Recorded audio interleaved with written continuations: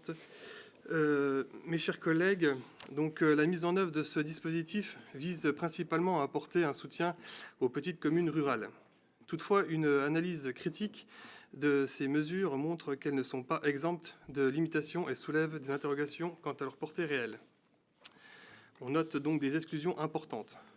L'intention de soutenir les petites communes à travers des aides régionales répond à un besoin pressant d'intervention sur des infrastructures locales, souvent délaissées par le manque de financement. Cependant, certaines exclusions relatives au type de projet éligible risquent de diminuer considérablement l'impact global de cette mesure.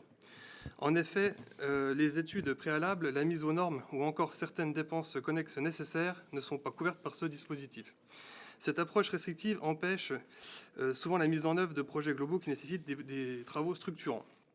Pour une commune cherchant à améliorer ses infrastructures, l'impossibilité d'inclure des coûts liés à la mise aux normes réglementaires constitue un frein majeur. Par exemple, la réhabilitation d'un bâtiment public ancien peut nécessiter des études ou des ajustements conformes à la législation. L'absence de financement pour de telles étapes critiques met en péril la réalisation de projets d'envergure et limite de facto l'efficacité de l'aide. Des restrictions qui limitent les initiatives des équipes municipales. Les petites communes rurales doivent souvent faire face à des problématiques de vétusté de leur patrimoine bâti et de leur infrastructure. Malheureusement, la portée des travaux éligibles est limitée dans le cadre de cette mesure. L'utilisation de la main-d'œuvre communale pour effectuer des travaux, les travaux d'entretien courant, les efforts de mise aux normes sont exclus. Cela pose un problème concret. De nombreuses communes ne disposant ni de moyens financiers importants, ni d'entreprises disponibles en nombre suffisant se retrouvent écartées des bénéfices de ces aides. En effet, les petites collectivités locales, en raison de contraintes budgétaires et pour multiplier les réalisations, s'appuient souvent sur leur propre main-d'œuvre pour mener à bien certains travaux de rénovation ou d'aménagement. Ne pas en tenir compte de cette pratique confirme le décalage de ce dispositif avec la réalité du terrain. Et l'exclusion de ces travaux des aides allouées contraindra ces collectivités à différer ou à abandonner certaines initiatives, ce qui va à l'encontre de l'objectif de développement territorial. Ce constat souligne la nécessité de repenser la portée des travaux éligibles afin d'adopter une vision plus inclusive. Un autre point de critique majeur porte sur l'orientation de ces aides vers des projets ponctuels. Cette logique favorise les interventions isolées et de court terme au détriment d'une stratégie d'aménagement cohérente et intégrée. Les petites communes à moyens limités qui souhaitent souvent planifier leurs actions sur le long terme sont ainsi désavantagées par une approche qui privilégie les initiatives ponctuelles en favorisant les effets d'aubaine. Or, le développement rural nécessite lui aussi une approche systémique pour être véritablement efficace.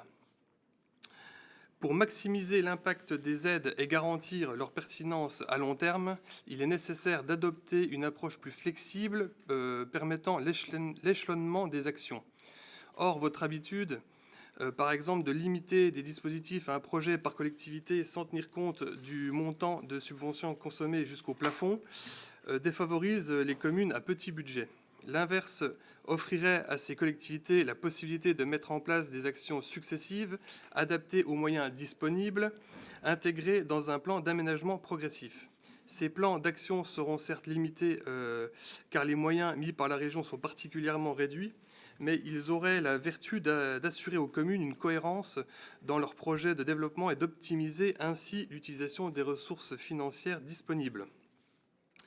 Donc, dans cette mesure visant à soutenir les petites communes rurales est indéniablement porteuse d'opportunités. Elle permet de financer des actions ponctuelles et de répondre à certains besoins immédiats des collectivités. Cependant, les restrictions imposées, notamment en termes d'exclusion de certains types de travaux ou d'orientation vers des projets limités, freinent l'efficacité globale.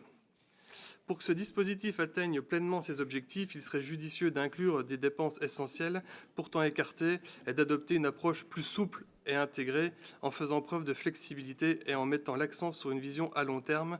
La mesure pourrait gagner en efficacité. Bien entendu, une approche plus individualisée est le moyen le plus efficace d'y parvenir. Je vous remercie.